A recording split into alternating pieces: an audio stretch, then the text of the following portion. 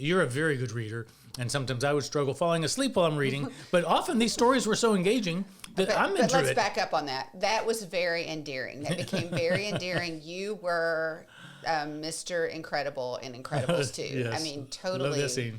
That scene where he's going to sleep and the baby's like, Dad, Right. come.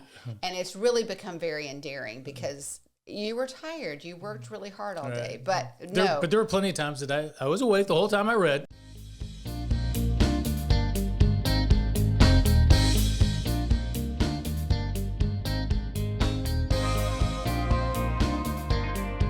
Welcome to the show called Let's Talk Homeschool, brought to you by Apologia Educational Ministries. This is the show where we talk about everything homeschooling, the who, what, when, where, why, and how. We want to affirm and encourage you in the decision to homeschool, challenge and inspire you to take it to new heights, and celebrate everything you get to experience along the way in this adventure of a lifetime. We're your hosts, Davis and Rachael Carman, and today's show is titled Multi-Age Learning. Okay, Rachel, let's talk homeschool. So the first thing I want to let folks know is this year, 2025, we're doing a few mini-series, this being one of them. And so we'll give a list of those in one of our next one or two shows. But this is a series where we had an interview with Jeannie Fulbright on the topic of multi-age learning and how her curriculum can play into that. And today we're going to have a conversation on that same topic, back-to-back issues, to give this mini-series approach with 2 or 3 sessions and episodes in each series. So we had 7 kids with a 13-year age gap, and we had multiple ages in the family several times, and of course they're each getting older each year, but it was a very interesting concept for me as a new homeschool family, homeschool dad. I wasn't homeschooled, to consider how we could actually teach all of these kids from 4 to 18 in a way that made sense as a family without spinning our wheels trying to do too much, without taking forever to accomplish the task. And so that's what we want to talk about. You were in the trenches during all of this, so I'm anxious to hear what you have to say, and I'm sure our audience can gain a lot from your experience, your wisdom, and the knowledge that you can bring to this topic. Well, I think the thing that you were sort of pointing to but didn't specifically say, when you've got 18 to 4, oh my goodness, I have to buy a grade level for every one of my kids. I need, what would that be? I need like pre-K, and I need K, and then I need 2nd grade, and I need 4th grade, and you think I've got to go somewhere and get a box full of curriculum, grammar, English, literature, math, science, spelling, language. I've got to have that for every kid. No, you don't.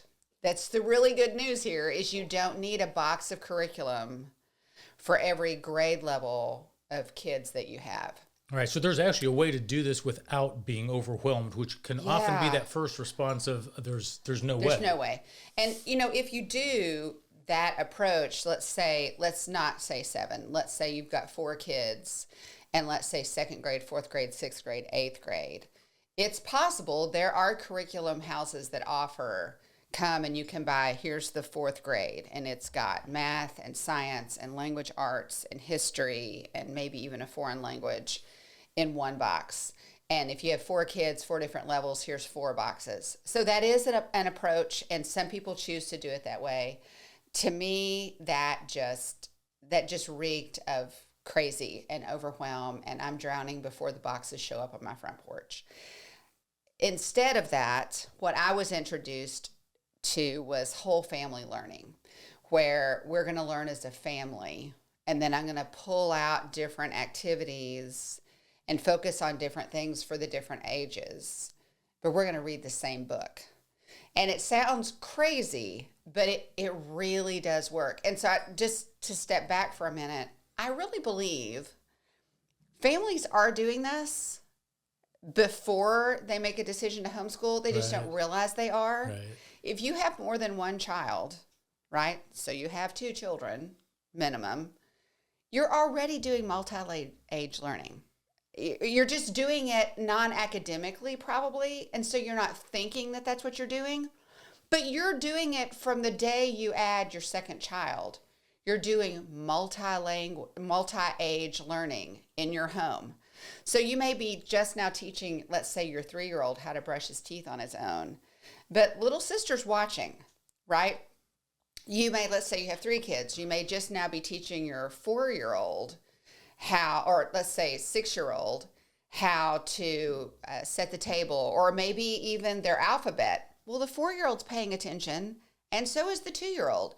You may be training your 8-year-old how to shake hands with a stranger. Well, your 6-year-old is watching, and so is your 4. And so you're really already doing this if you have more than one child. Right. You're already doing, and I say that to encourage you. Because I think when we start overlaying the idea of academics, everybody goes, "Oh, it's impossible. I can't do that." But you already are. And so if you just already go, okay, breathe. I've already done this. We're already teaching manners at the table, right? We're already teaching how to speak respectfully. We're already teaching how you sit in church. You're already doing this. Right. Lots of life skills happen naturally. Responsibilities, life skills. Well, and character qualities too. Exactly. You're valuing honesty in your home. You're valuing sharing in your home. And you're teaching it. Exactly. And so you're already doing this. So now if you just realize that, and maybe even think through some ways in which, and maybe some specific skills or character qualities that you are teaching. And my mother jokes about, she thinks that perhaps one of the first words that my children ever heard their mother say was responsibility. Because we always talked about responsibilities. And every family will have a different word, right? But you already are doing that. So maybe if you think through some of those things that you're already teaching, perhaps your older children, that your other children are watching, and think of maybe some of the character qualities that you've focused in on a family, and just already realize that you're already doing this. Now we take and overlay the academics. And I just want to say, this really is doable. You can actually read one book for history and chop it up for all the different age levels in between. Or you can adopt one timeline. This is very popular across homeschool curriculums, is a history-based curriculum where you have one timeline. So let's say American history to 1850, or American history post-1850, or British history, the whole thing. Or maybe it's Asian history. And so that's the backbone of everything you do, is that timeline. And then they offer book options for you to read along that timeline for different age groups. And I would just say, because this is what we did, is I would read the book for the little ones and for the older ones, and they would both stay. And so we've all got a common theme of the timeline, right? And I would, just to back up a moment, built on a biblical foundation. Right. So that was always our foundation at the house was always, here's God and his word, and then we build on that. So then we've got this timeline, and then we're putting in history, what were people doing? What were the technologies? Maybe just a wagon wheel, right? What was the science of the age? How can we incorporate language arts and spelling and their own readers? But I think the beauty of multi-age learning is you all have common points of reference. Right. So you're experiencing this together. I think the contrast, certainly if you're putting everybody on a bus all day long, let's say you have 4 kids, and one's going to 2nd, one's going to 4th, one's going to 6th, and one's going to 8th, and there's nothing common. Right. They're in different facilities. Right. They're with different groups of people, and they're reading different books. Right. Looking at different timelines depending on what history they're in their right. particular. And so, there's nothing in common, no shared educational right. memories. Right. And you think about like just a vacation. A vacation is a shared family memory. That's why you do it together. And education doesn't have to be separated right. When you do that. As a matter of fact, it can be more valuable when you do it together, share it as a memory, read the same books, mm-hmm. discuss the same timelines, because everybody's going to process the information at their own age level right. and own ability. But when it's the same information, mm-hmm. Then it really does become more rich. And the older ones, can start relating to their younger brother or sister is not where they're at. Right. There can be a gentleness, a grace, a compassion to explain some things or to help them, or just to realize that we're all growing. Right. And then the younger ones might be really eager to learn what big brother or sister's learning. And I want to get there someday. Right. They seem so smart, really just because there's an age difference. Right. But because of that family bond and love for each other, then when you're doing things in a shared fashion, the education becomes more interesting and exciting for everybody involved. Right. And it's multidimensional. And then there are different activities. Now, at the beginning, I can totally appreciate if you're just starting to homeschool and you're like, well, what am I going to do? You're talking about, doing different activities and different age-appropriate things on the same subject. I don't know how to do that, if you're new. Lots of these curriculum companies help you with that. But like your younger children, you can just ask them questions maybe you do a little mini book or a coloring page while you're reading to them. And then older kids, maybe you'll require them to do a journal entry or maybe copy work. And then maybe older still kids, maybe you would do a compare and contrast. We just talked about these two characters in this book. Tell me about this one and tell me about this one. Do they have anything in common? How were they different? And just you learn how to do that over time. But establishing those rhythms and that pattern of reading together as a family, and this is what we do, this is what we're going to focus on. This year we're going to focus on American history to 1850. And the older kids obviously would have their own readers, right? So you would have things that you're reading to the little kids, and then things that you're reading out loud to everyone, and then they would have their own independent reading that they were doing. But again, it's all about establishing that one thing that you're all coming around, and then giving them different age-appropriate activities to do or readers to do. But you've got that one thing that you can focus on. Right. Well, and I'll say that as a dad, and many dads are supportive of their homeschooling journey, and they want to be involved, and they don't know how. I loved it when you would organize the beginning of some studies that we're going to do together as a family, and you would divide up which books are we going to read aloud together, and then you would give me the one that I'm going to be reading to the kids. Yeah, that's true. I remember that. Typically before bedtime. And I loved it because I felt very much a part of our homeschool journey in a practical way. The kids looked forward to dad time. You looked forward to the break where they're all going to be with me while you can do whatever else you need to do for an hour. Usually clean the kitchen. and then when I would read to them, I could put in the dad energy. Right. I could do the voices I wanted. You're a very good reader, and sometimes I would struggle falling asleep while I'm reading. But often these stories were so engaging that I'm into it. But let's back up on that. That was very endearing. That became very endearing. You were Mr. Incredible in Incredibles 2. Yes. I mean, totally. Love that scene. That scene where he's going to sleep and the baby's like, Dad, Right. come. And it's really become very endearing because you were tired. You worked really hard all day. But But there were plenty of times that I was awake the whole time I read. That's true. And That's true. the story was engaging. I was into it. And we'd read a chapter or two, and the kids would say, Dad, would you read another? And I loved saying, we'll do that tomorrow night. Right, yeah. And just knowing that I had them on the tip of my finger. They were in my grasp. I had them, and I could have easily read another chapter. I wanted to read another one myself, but I also knew that it created anticipation for tomorrow night for all of us. Right. And again, what we're talking about is everyone's coming together to learn. So dad's on the same page, I'm on the same page, kids are on the same page. And it really gives us all of these common people that we're meeting, all these common experiences. And you do the same thing with science. So as Apologia Science is our reference point, because that's what we use, any of the elementary sciences, right, complement the junior high and high school sciences just perfectly. So when we had high schoolers doing biology, we were probably doing zoo 1, 2, or 3. If we had our kids, I always tried to coordinate the science. And so the older kids, they really did enjoy doing the experiments with the little kids. It's true. And sometimes it's because they remembered the experiments. But then our younger kids got to dissect things when they were super little because the older kids were already dissecting things and they got to do different projects and experiments with them too. So again, it's all about bringing you together and not sending out and having separate experiences, but coming together to learn and encourage each other. Right. And I love the point you made, because if you have, let's say, a 6, 8, and 10-year-old, it's going to be relatively easy to do one elementary science book. Right, exactly. Read it one time to all 3 of the kids. They each have their own notebook and journal, and they do their journal at their age level and ability.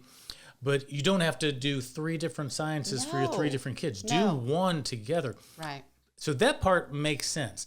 And people are often amazed when we tell them that each of the elementary textbooks is a K through 6 book. Right. Written to roughly a 3rd grade reading level, but you can do it with a kindergartner, a 6th grader, anybody in between, and they're going to pick up on it based on their age. But you're doing the same material. Yeah. But then for the junior high and high schoolers, that doesn't mean that they're automatically in a completely different subject. Right. They could be on a very similar one, like you said, another biology course. Or if you're doing the elementary astronomy, your older kids could be doing the high school astronomy, perhaps. So, and you don't have to do that, but that is an option that makes it very doable from the multi-age learning and having some of these shared experiences, which are beautiful when, as a parent, you can build that into things. Right. And then for literature, so we would have our history text, but then bringing in the literature too. I always encourage moms, when you're reading with your child or making an assignment for that child to have their own reader, that needs to be on their level. But when you're reading aloud to them, it's always great to read above them so that you elevate their ability to comprehend and their vocabulary. And actually reading aloud, Andrew Pudewa talks about this all the time. Reading aloud to your children actually does so many great things for them. But one of them is it actually teaches them grammar usage. Just listening to how the inflection of your voice and the pause, and they learn where commas go, and they learn all sorts of things just listening to you read aloud. And so that time was also very special. I would plan out the classic, I would say classic literature books that we would read all year long, and we would all come together. Now, again, if you're just starting this idea of having, let's just stick with 4 kids in the same room and we're all reading the same thing, what does that look like? Well, this is a training process. You don't generally, especially if you're pulling them out of the system, this is a goal to aim for, right? Because you're going to have to de-school them, right? Deprogram them from how it worked in school and start training them. What does this look like for us all to come together and read together? And that's a process too, to learn the etiquette of listening to someone read aloud. We found that our kids really needed something to do with their hands. And so there's a variety of different options. I liked it if it was something quiet. So the girls often liked to do maybe coloring or cross stitch or crochet, but something that was really quiet. The boys preferred things that were louder, which was challenging, such as Legos.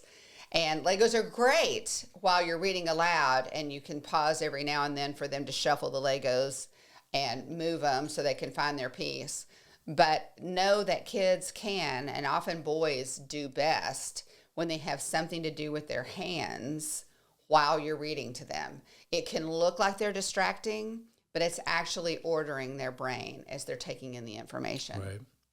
Yeah, and that's the beauty of homeschooling again, is you don't have to sit perfectly still and put all your energy and focus on that. Right. Your kids can move around, they can be coloring, they can be doing cross stitch, they can do what their personality and their age allows so that they can learn, so they can enjoy the learning process and not feel constrained and going against their natural bent. Right. And I mean, that's another, we talk about all the different beauties of homeschool. Another one of them is when you homeschool in this way, where you're actually hands-on and you're engaged and you're reading to your children and you're discussing Pocahontas or the Mayflower or the War of 1812 or whatever it is that you're doing, if they're getting it. It's just like if you're going to read a science text to them, if they understand it. And they're asking questions, you're asking questions, and they don't have to write out the question and the answer. You can just discuss it, and you come to know what your kids latch onto and how they latch onto it and what they're understanding. You can go back and read a paragraph because they weren't paying attention or they had a question. So you already know how they're learning and how they learn best and what they're the most interested in. And the beauty of it, another beauty of it is you can chase something. Let's say that you're doing, let's say you're doing earth science and you're doing maybe a volcano experiment, and they find out that you discover that your kids are all about the volcano. You can even take an extra week of your homeschool and say, okay, let's look at all of the major volcanoes around the planet. And then let's look up if any of them are currently exploding. And then let's look up, can they be, there's so much that you can chase once the light bulb goes off in one of your kids. You don't have to go, well, kids, we only had 15 minutes for that. Now we're going to move on to this. You can literally say, okay, let's look that up. Let's study this. Let's figure this out. Going with the flow, yeah. Exactly. Going with the excitement and the energy and the interest that shows itself naturally. The other thing that I was thinking of is, let's say you have 3 or 4 kids, and you're doing this multi-age learning, and you were talking about how you're going to know if they understand the material. Yeah. And part of that is because, let's think about the classroom size there. It's a student-teacher ratio of 3 or 4 to 1. There's no such thing in any other public or private setting. This is one-on-one tutoring. This is 3-on-1 tutoring, maybe 4-on-1 tutoring. But you have a great ratio there to where, as a teacher, you know if the kids are getting it. Yeah. And the classic saying goes, you can fool some of the people all the time and all the people some of the time, but you can't fool mom. No, you can't. Mom knows if you're getting this or not, if you're lazy or not, if you're doing your best or not.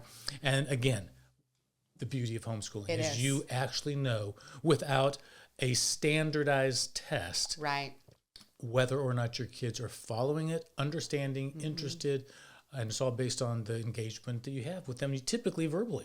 Right, and you really get to know them. You really get to know, because you may have some kids who really do need it to be quiet, and they do need to just pay attention to you. And you have others that, could walk around in circles in your dining room, and that's how they're going to be able to take in everything you're saying.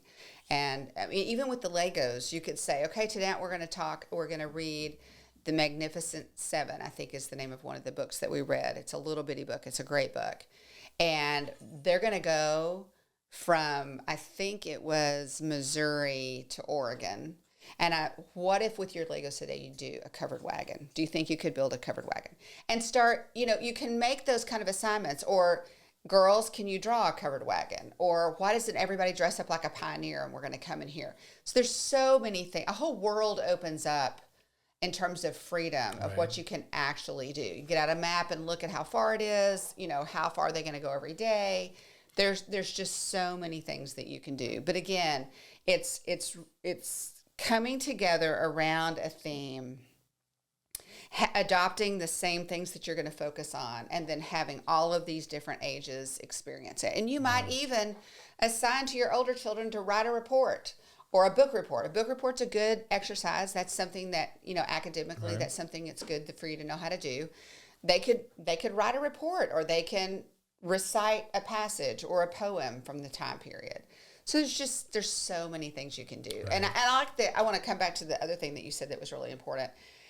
I think the other thing about multi-age learning is the olders helping the youngers. And, there are going to be concepts that some of your kids get that the other kids don't get, that they don't understand, or something that they need help on. And they can learn to appreciate each other's strengths and each other's weaknesses. They can learn to help each other. And I remember the girls used to do their spelling list back and forth with each other. Or we had a son that was just having a hard time with fractions, and who loves fractions? I don't know. And it just took an older brother sitting down with him to help him with that. So it's a great way to do it. And I think it's really the capitalization on homeschooling that we really enjoyed. Yeah. Well, we did this for 26 years. Most of that time was with multi-age students in the family, in the classroom, in our time together. And it was wonderful. This brought back a lot of good memories. So thanks for joining us today. Thanks for watching. Thanks for listening. This has been Let's Talk Homeschool, brought to you by Apologia Educational Ministries. And we've been your hosts, Davis and Rachael Carman. Until next time, we are walking by faith and enjoying the homeschooling adventure of a lifetime.